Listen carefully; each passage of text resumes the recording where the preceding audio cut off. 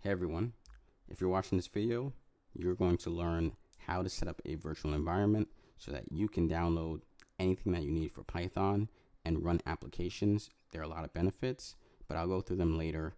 Let's just get started so that you can begin building as soon as possible. So first thing we want to do is open up the command terminal, or you can do this in Visual Studio Code. It's up to you. And the way that we create a virtual environment, I'm utilizing a Mac here. Let me zoom in on the screen just a bit there. So I'll go ahead and run the command python 3 -m, stands for module, and we'll say venv, which is a command that I want to create a virtual environment. Now, the next text that I'm going to write is actually the name of the folder.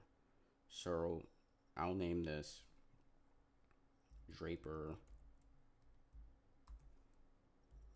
virtual env folder, as long as that is, but it gives me a clear description. Okay, great. So now our virtual environment is created. However, we actually have not activated yet. So the first thing we want to do is activate this virtual environment.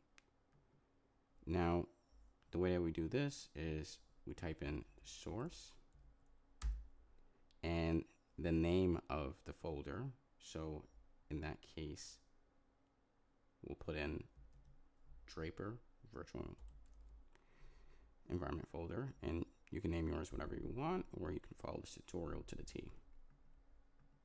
At this point, I want to put a slash here, and then I'm going to put bin/activate, which is a folder in here. So you know that your virtual environment is activated when you see the parentheses appearing before the name of your home folder.